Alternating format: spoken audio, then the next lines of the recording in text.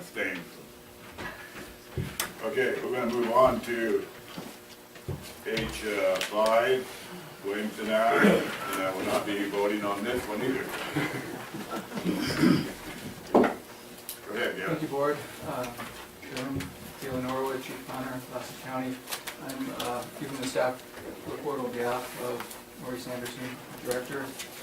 The Williamson Act has been a topic since, in this capacity, as far as the funding, since 2009, when the governor removed funding for the program, and counties have been struggling since then to figure out what they're going to do. Lassen County is the same. This meeting here is mostly informational. There is a public hearing scheduled for the 22nd regarding AB 1265, which I'll talk about briefly.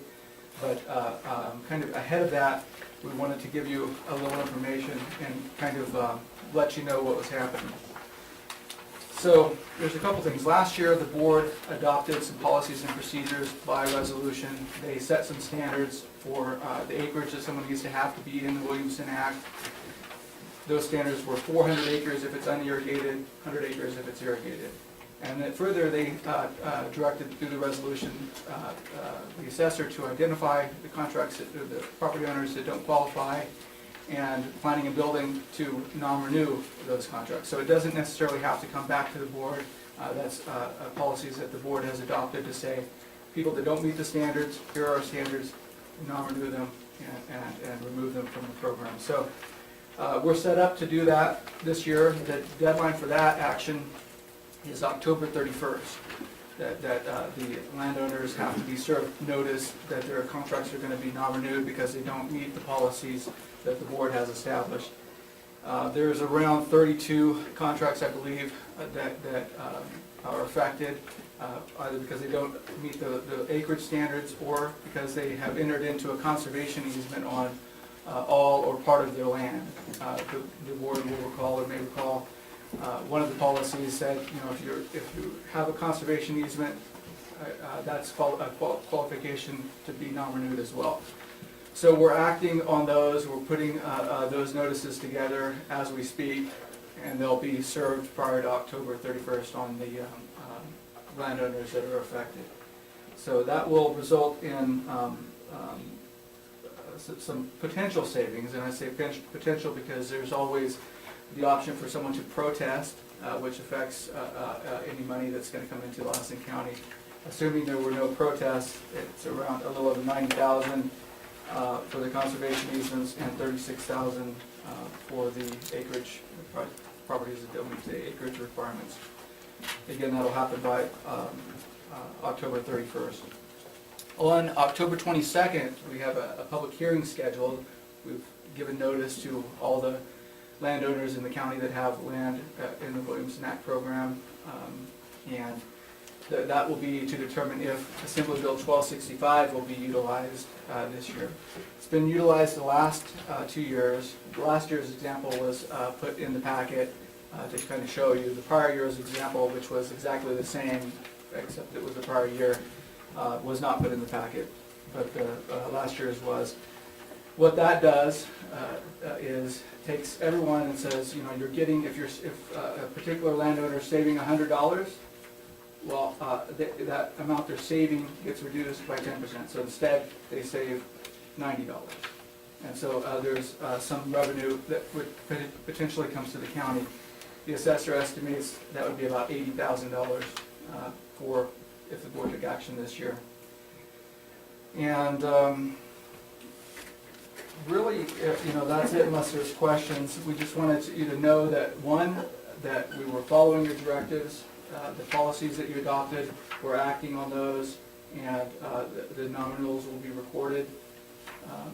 We'll serve notice. People have the opportunity to for 1265, they would have the opportunity to protest. Someone could also come in and, like for the conservation easements, they could request a partial non-renewal. So they would come to the board, have to come to the board and say, well, you non-renewed me, but instead of taking me all out, just take this part out. That would be an action that they would need to take. We're not, the county is prohibited, you will recall from, or you may recall from prior years, The county is prohibited by law from doing a partial non-renewal, so we can't take someone's contract and say, well, we don't like this part of your contract, we're taking just that part out, but you can keep the rest. You know, it's all or nothing with the county. A landowner, once we serve notice, they can protest, and then there could be some negotiation and say, well, we'll just take that part out. So, don't know what we'll get as far as protest, if any, and the public hearing will take place on the 22nd. Everyone will receive notice, or has received notice, and that's where we are. Board has any questions? Larry. Thank you. On the staff report on page 4, It's sort of behind the scenes. second paragraph at the bottom, it indicates that the votes taken in 2011 and 2012 were to implement AB 1265. But I seem to remember the vote taken in 2011 to implement that bill. I think Mr. Chapman was chairman. And, Mr. Dolly made the motion and it died for lack of a second. And my memory beginning to get scary because I'm going back on history like I've seen Jim do. Well, I have it in front of me, if I may. It was October 25th. And then scary. yeah, I believe that the 1265, the vote, you know, died for lack of a second. So We took no action in 2000. so the ag community received the you know, the 100% benefit. Well, I have a copy of the notice that was recorded in 2011, and that action was taken October 25th, 2011. Attached to the recorded notice is Resolution 11050, which is the resolution that directed the recording of it. I did bring copies. Is that what you're referring to? I just know the first vote we took the first year, Yeah. we kept it the same. If I might, Kenneth Bunch, Lassen County Assessor, the first year was 2010, and you're correct, the program was available, but it was not voted in. So the 2010 vote kept it off the 2011 tax bill. The 2011 vote put it on the 12 tax bill, 12 votes put it on the 13 tax bill. Well, my But first you are correct, in 2010, we did not do it. Yeah, but my first year on the board in 11, we didn't do it, the vote. Documentation. So there was 1 year that it was not utilized, and 2 years that it was, in summary. You have to look for it. And it's also difficult because of the, if I may, Mr. Chairman, because of the times we're dealing with. Like, we're looking at an action here this year for 1265 that would affect the 14-15 fiscal year. So the action for the 13-14 fiscal year was taken in 2012. That's a notice that's in the packet. The auditor, I received an email a couple days ago. I think it was like 70,000, 75,000 in that ballpark that was for this fiscal year for the 2012 implementation of 1265. And that, again, that notice is in the packet. If I could, Mr. Chairman. Yeah, I think Mr. Wasik is partially correct, and I think it's, you know, what you do 1 year doesn't go into effect till the next year. And I think in 2010, we took no action, but it was consistent with the rest of the state. A lot of counties were not able to take action, and I think AB 1265 came out of that discussion to try to provide some guidelines. And so at the 2011 discussions, it was too late to really implement anything for that year, so we didn't really take an action to implement, but we laid the groundwork for the implementation of AB 1265 the following year, which is when the first year it went into effect, but that was using the new guidelines. I'm just looking at the documents that have been handed out, what we had in our packet.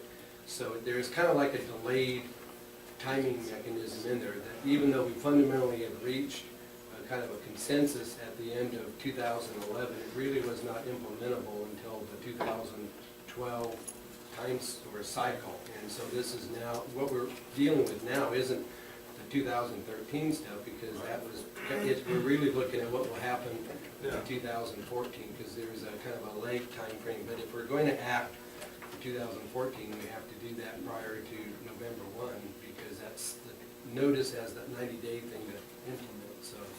So the year we didn't take action until past the deadline, Yeah. there was 1 year where the ag received all the Right. benefits. They received, they That's what I'm saying, basically, if they you read basically, this, it looks like. yeah, that they didn't happen. basically received benefits for 2 years full, Yeah. because we kept having a committee, and if you recall, my big complaint back then was the fact that we always waited until the last week or the last, the 11th hour to Yeah. have a discussion, and I said, it doesn't work because we get our back up to the wall, and people don't have notice, and we don't have, all the proper discussion, so we had formed a committee, and the committee was you and Mr. Dolly, and you were supposed to convene and have meetings early in the year so that by April or May or June, we can get this resolved well in advance of any implementation stuff. So that way the assessor's office, because there were like 187 contracts or some big number like that.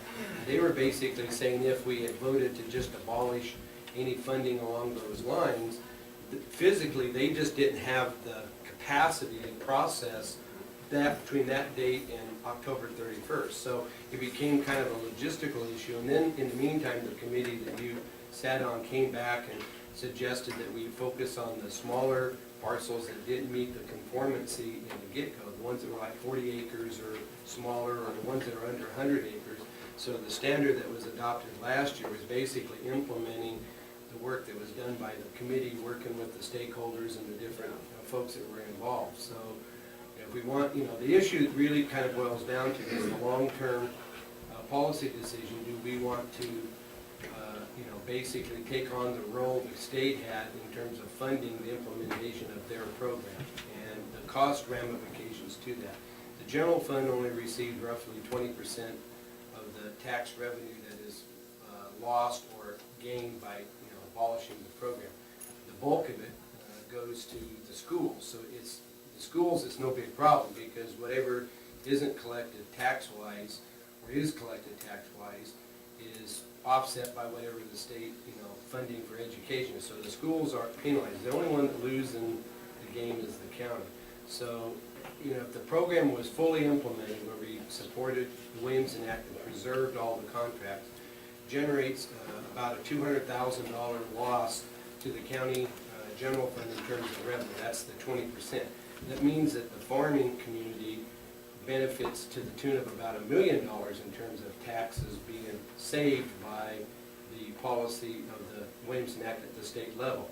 800,000 of that, or the bulk of it, maybe 75 or 80% of the money goes to fund the schools. So, the districts and the city has a small amount, but the bulk of it. So the lost revenue or the gained revenue there, if we were to abolish the program and reimpose the full taxing authority on the ranches, the taxes they would pay, that $750,000 of extra tax burden would go to the schools, and it would relieve the state of having to fund that portion of the school bill. So you're really, there's nothing gained by our local citizens by doing that. And but we do, substantially have an effect.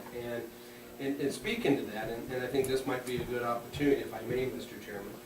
We've had some fair discussions here, even before the arrival of our new member, in terms of, are we? I call it the three bears thing. You got Papa Bear, Mama Bear, and Baby Bear, and Goldilocks comes along, and the bear started off, the bed's too hard or too soft, or there's no bed, and then Goldilocks and her porridge, it's either too hot or too cold, or there's no porridge. But supervisors, we all get elected from our little narrow constituency groups and we sit on the board. And do we aspire to be county supervisors, or do we function as district supervisors, or do we evolve and basically focus on being neighborhood supervisors, where we just cater to the small little group we have that elect us? And in all the years, and it affects these kind of policy decisions. I've heard, Mr. Alba made it real clear when we had the discussion about the swimming pool funding. And, obviously, the amount of money that would be involved does not directly benefit, his neighborhood up north. And I think we get that. Okay, that's fine. And if we want to be neighborhood, supervisors, then I would say the appropriate thing is to do that. But there are a lot of things that we fund and vote. out of the MHSA funds, you know, we put $150,000 into the Family Resource Center down in Hurlong, and I would say that was a great benefit to the folks using the Family Resource Center. This is the heating and cooling type project, but it really doesn't benefit directly anybody else. So there again, do you aspire to take care of business as a whole, or just focus on those immediate areas that we have? And the Williamson Act is a good example. I mean, you're talking about less than 200 contracts total. It's a very small segment of our community. They are, you know, they richly produce, and you know, the 71 million or 100 million, whatever the economy that they generate from their hard work is nothing to minimize or anything, but in reality, the tax policy that has been enacted by the state, you know, is for the direct benefit of a small group. So it doesn't benefit, you know, my constituent, it doesn't benefit Mrs. Carter living down at the end of Weatherlow Street there where you come into Chestnut Street in terms of an interest to her. So from a neighborhood perspective, you know, me supporting, you know, something like that kind of a tax consideration, you know, and a benefit to, you know, try to preserve and support our agricultural community on the surface doesn't mean. But as a county supervisor, in more than 30 years of sitting on this board, I've been proud to say that I look at the county as a whole, and supporting the Williamson Act program has been something that I aspire to, because I think we're all in this county, not just small segments. And so, you know, we've obviously had this debate. It's been going on for 3 or 4 years, and I realize that some of the members of the board and some of the issues that come before us, you know, let's put it on the ballot and let the people vote on it, because if they want it, they can tax themselves or they can support it. But if that's the case, if we're going to be putting that kind of a question on the ballot, then I would suggest, because of our inability to seem to kind of focus on and support a consistent policy like on the Williamson Act, well, maybe we should frame a Williamson Act question and put on the ballot as well. Do the voters of Lassen County support, you know, extending to this segment of our community this kind of a tax relief in order to preserve and protect and maintain our agricultural properties?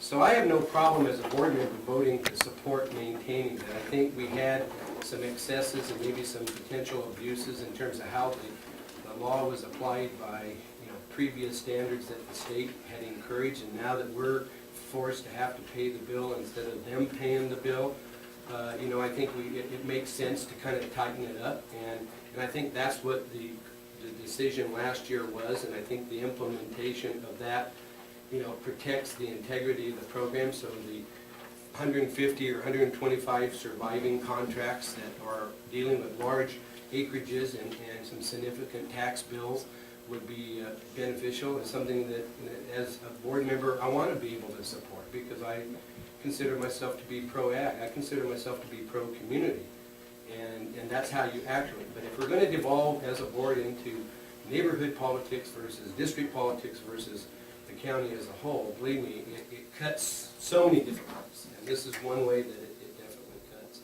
So as the three bears go, you know, I want to be a papa bear, Mr. Chairman. So let's make this happen. This is no action being taken, it's just information. Correct. To one, report on the implementation of the policies the board adopted by resolution last year. We're moving forward with that, and to give you some information, basic information, February to the October 22nd hearing. And you know, just real very quickly, if I may, the dates there, it was difficult to put the dates because, you know, and I understand where the confusion was. We did use it, utilize it 2 years in a row. The board adopted it, but because it, you know, the annual renew date is January 1st, and so that's, you know, what you're looking at as far as the renewal date. But then it's affecting the next fiscal year's taxes, and then also the finding is based off the prior fiscal year. You know, there's a lot of, and it was difficult to word that, and perhaps I could have done a little better. But I was trying to get the understanding that, you know, it has been utilized the last 2 years. Well, I think you've done a good job under the circumstance. Yeah. Larry, Tom? Well, have Larry know. Please call.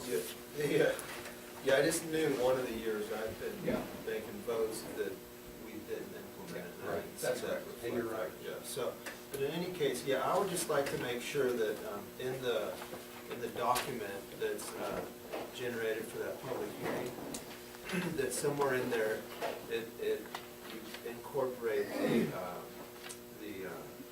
figures in the Lassen County Ag Report. It's important for this, we're basing and making a vote on incentivizing, if you will, or giving a tax break or whatever, effectively, like Supervisor Chapman said, it's a small percentage of the population, but they're generating a huge amount of money. So I think as part of the information of the staff report, you need to bring in some of those figures. You don't need to attach the whole ag report, but it should say like during this fiscal year, agriculture produced X amount of money. We do It's part of the findings. If the board's interested in seeing it again, and obviously some of the board hasn't, Chico State did do a study several years ago. It's been a few years now. Not that many, but. Like I think 3. Yeah, it's been within the last Yeah. 3 to 5 years. So I can include that in the packet, and But- it has a lot of that. Yeah, but still, put in the numbers from the recent ag report. I think it's useful. Yeah. It's current, it's up to date, and it's good data to help base decisions on, or to justify decisions. Yeah, great idea. Okay, do you have enough direction? Well, I have a couple of questions. Oh, that's right, okay. I've heard a couple different figures about how many participants there are. I'd like to get that number if I could. And also, how do you decide, or what is the process that you decide that who gets these Williams and Act benefits? Is it how long you've owned the land, or? No, maybe it'd be good to sit down with staff, Okay. you and Gail or something, it can be a little The complicated. Land Conservation Act that the state passed back in the 60s sets up a formal process, and there is an actual committee that meets or has met. It doesn't meet now because we don't extend them, but most of those contracts, if not all of them, had to be vetted through that process, and it goes through the Planning Commission, it goes through, because of the zoning is required, and the board ultimately has public hearings, and so it's a pretty significant legal process that creates those. I guess my question is, if there's a ranch that sells, do they inherit this Williams and Act, the new buyers? Or if they have to go through a process and get vetted again, or? No, they do, because the contract is tied to the land, because it's a 20-year contract, so if Okay, they want that's what I to, was looking if they, for. yeah, Tied to the property. yeah, if they want to discontinue it, it takes 20 years to phase out of it, unless they pay up the taxes, the back taxes on it. Galen? I'd be happy to add a little bit. The contract is also inured, which means, so if you have someone that has a 1,000-acre contract and they sell 200 acres to one person, 200 acres to another person, the land is still restricted, and it can only be used for the production of food and fiber. It can't be used for other things. So even though they weren't the person that originally entered into the contract, by the process of buying the land that has already been restricted through a contract, their land is also restricted. That's part of why you get these smaller contracts that are fragments that don't meet the standards. And that was part of the importance of the policies that the board adopted last year, where they said, well, let's keep an eye on it. When they get down to this level, because they've been sold, they've been fragmented, then there is not enough acreage for it to really be a functional contract anymore, and we want them to be non-renewed. So that's what the board did do those policies. So the planning department makes that decision if they fracture down to smaller acreages? No, the board. Board makes the Okay, forgive me, I need to find out what's going on. And there's 10-year contracts. Well, actually, that's partly right. It's mostly Ken's fault. But Ken will now give us a report of contracts that don't meet the guidelines. Okay. But the guidelines are adopted by the board. All right. They set the thresholds on, okay, it's gonna be 400 acres, and then Ken tells us, because it comes down to the ownership too. Because you can have, if I own land, 400 acres as myself, then I meet the requirements, but you could own land in different ways, or with a spouse, or with, so there's that component to it as well. That's why it's important for that report to come through the assessor's office, because they're attuned to, who's owning, who's transferring land, where it's going, that sort of thing. It depends on what's on there, it's not just 400 acres. Right. It depends on what the land is 400 acres of Juniper is different than 400 acres down south. Farmable ground. You know, to add a little clarification, because I think it's important, the problem that the board had is that the state, even though they've been kicking this can around for the last several years because of their budget crisis, abruptly made a decision in 2009 in terms of ending their funding and relationship to it. The law remained to affect, all the contracts remained valid, but they're basically funding the tax breaks, Subvention. the subvention, which is the tax break to the farmer. They just ended that as a budgetary thing, basically left all of us at the local level to hold the bag. Problem we had is that it was real easy, and some counties did, they just outright noticed everybody, we're canceling and we're out of the program. There was some hope on, I think, some of our folks thinking that maybe after a year or two, the state would come back around and provide funding. We know that's not gonna happen, but at the same point, these contract holders, you know, it would be like going from, you know, 60 to 0 in a flash.